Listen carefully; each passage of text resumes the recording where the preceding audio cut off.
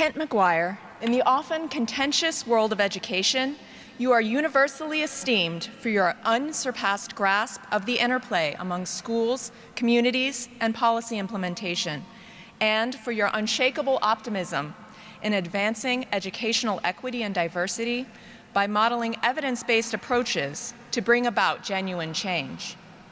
The breadth and impact of your scholarship are inspiring. After receiving your Teachers College master's degree in Education, Administration, and Policy, and subsequent doctoral study, you served in key education program officer posts for the Eli Lilly Endowment and the Pew Charitable Trusts.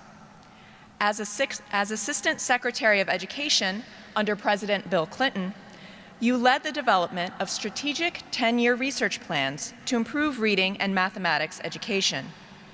And as Senior Vice President of the nonpartisan research organization MDRC, you commissioned major studies to engage the long-standing challenge of how best to prepare underserved young people to compete in the labor market.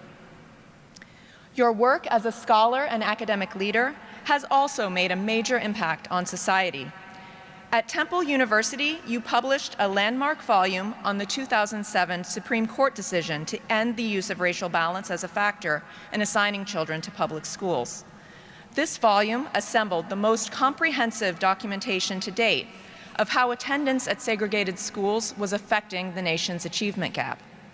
And as Dean of Temple's College of Education, you played a leading role in launching a successful program that creates a direct pathway to Temple for students from Philadelphia's poorest neighborhoods. Dr. McGuire, where others see challenges, you see and create opportunities to improve educational equity and outcomes for all.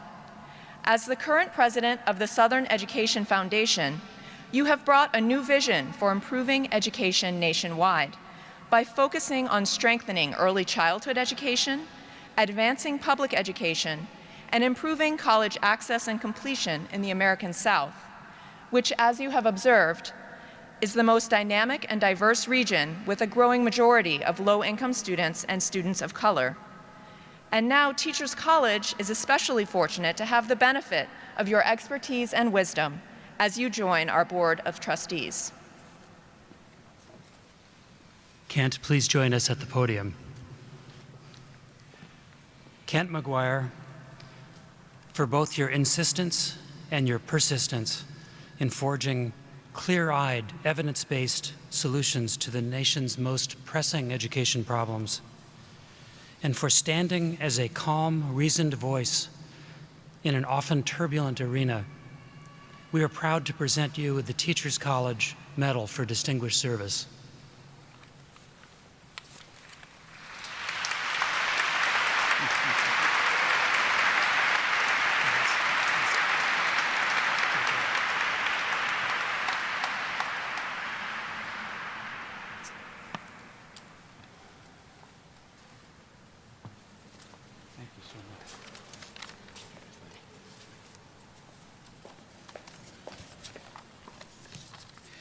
President Furman, Provost James, trustees, faculty, and staff, and especially to you, the graduates, thank you so very, very much. I am really very honored, and honored especially to be with you today.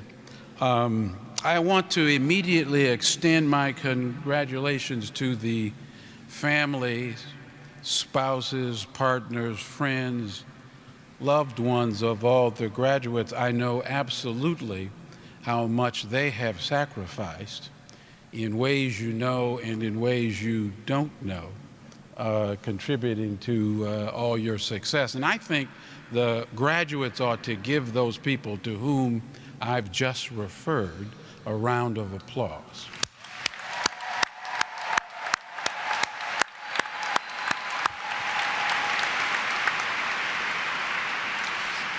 In recent years, you know, TC students and TC alum are everywhere. I know I have seen a few of you during your studies apply for one of my foundation's fellowship programs. And I know that in a few instances, you have been selected. Turns out to be a pretty tough deal. We look at 200 applications and we pick 10 every year. I'm also happy to be back here at Teachers College. Yes, an institution of which I'm proud and from which I took, like you, a master's degree. It was 250 years ago, but I took it nonetheless. I could not have predicted how my professional life would evolve, but I've been blessed with many wonderful opportunities over the years, and I attribute so much of my success to the networks and relationships first acquired here. I need to pause. My mother's here, who I don't think has ever missed a convocation of which she was aware. And she is the archivist in our family, tries to keep track of things we've done, any accomplishments we have had. My wife is here too. I actually don't think she believed that an honor would be bestowed upon me, and so she had to come and witness it for herself. She's been engaged, I think it'd be fair to say, in a long-term longitudinal study, trying to figure out at what point in my career I've actually accomplished something. So I'm really happy that both of them are here. You know, there is just a lot happening right now in this country and in this world that should be of particular interest for those of you taking degrees today. I know many of you are in counseling and clinical psychology. Yeah, my students in counseling were just like that. You know, until recently, I don't think there's always been knowledge of it in the field.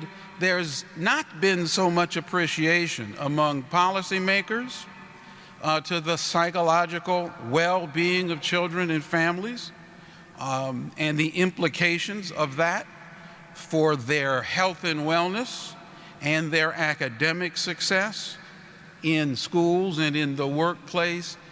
We're now at a moment where that understanding is coming to be more visible. In the context of schools, for instance, there is more publicly available data now on children who face trauma and safety issues, triggering a much needed debate about climate and the array of wraparound services that we need to make available for kids. A few months ago, I had the great opportunity to speak to the Population Roundtable at the Institute on Medicine. I shared a bunch of data on the correlates between education and health. The health educators think about population studies where they know that healthier people are people who are educated. I was there to flip that conversation on its ear, arguing that if we could help kids lead healthier lives, their academic success would sprout up. So for those of you in health and behavior studies,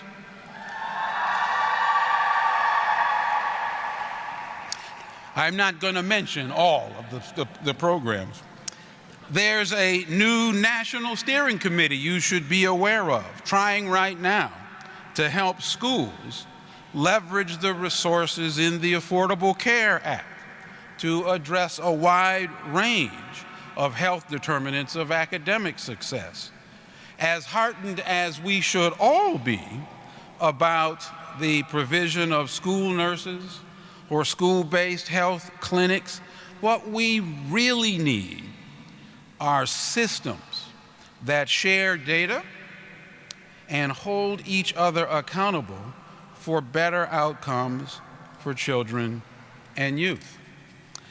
Along these same lines, I am chairing a work group right now focused on education and poverty. It is a follow-up to the Secretary of Education's Equity Commission, whose report was released about a year and a half ago.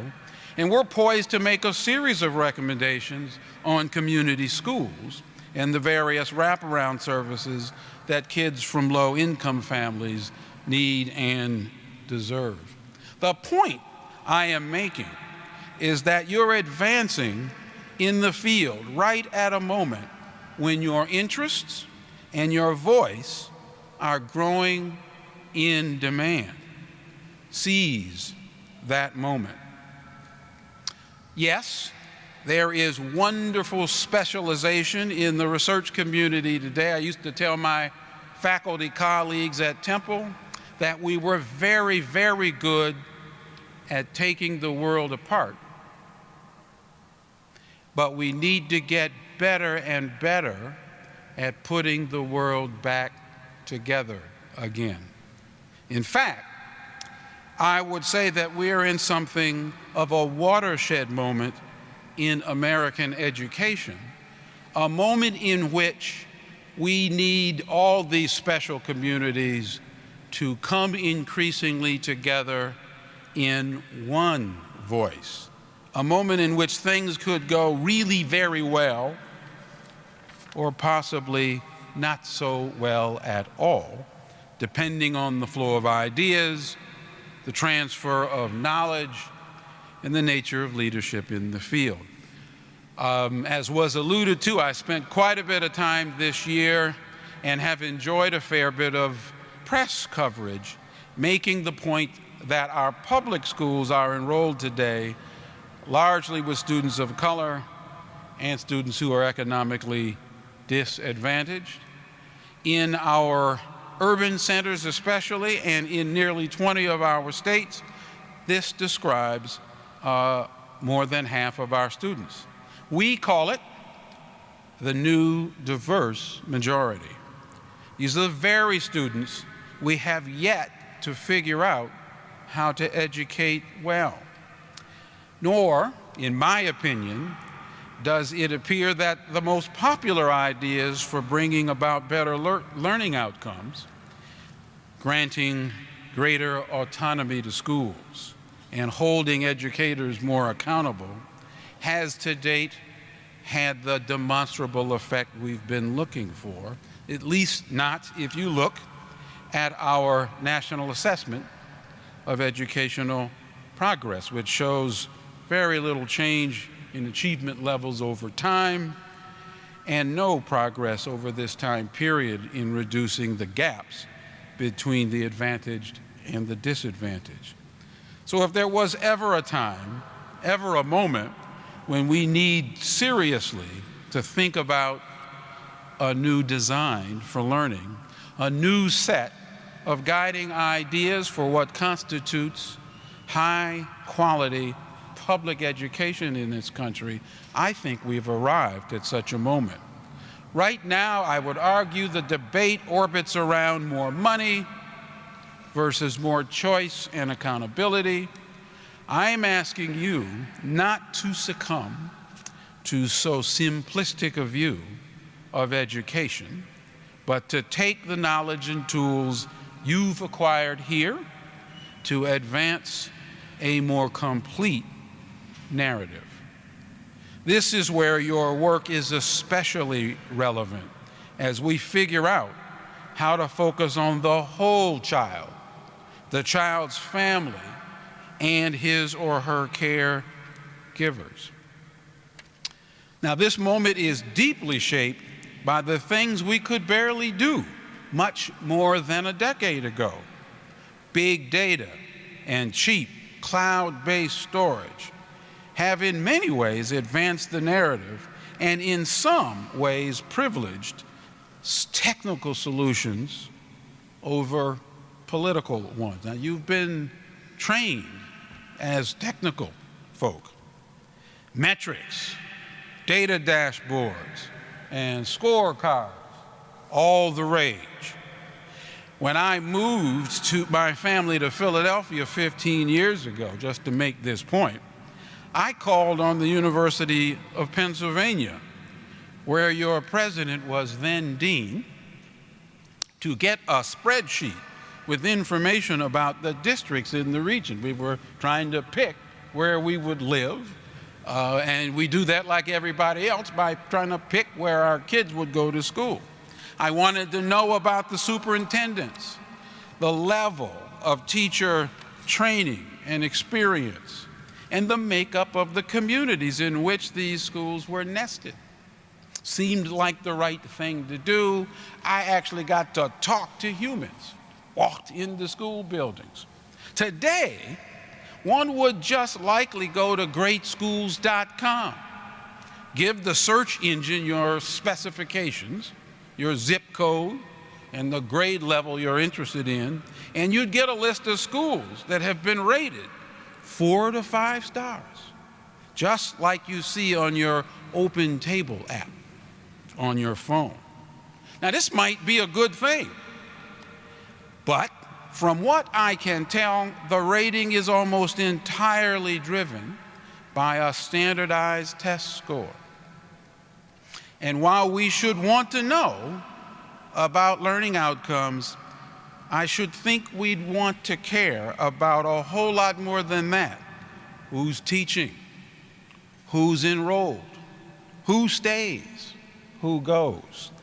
And in this moment, with our newfound capacity to link student-level data to teacher-level data, our public discourse has shifted too, from things like effective teaching to effective teachers, from schools that need extra support to something called a low-performing school, to systems, to school systems, to communities with portfolios of schools that cater to the wide-ranging tastes and preferences of consumers.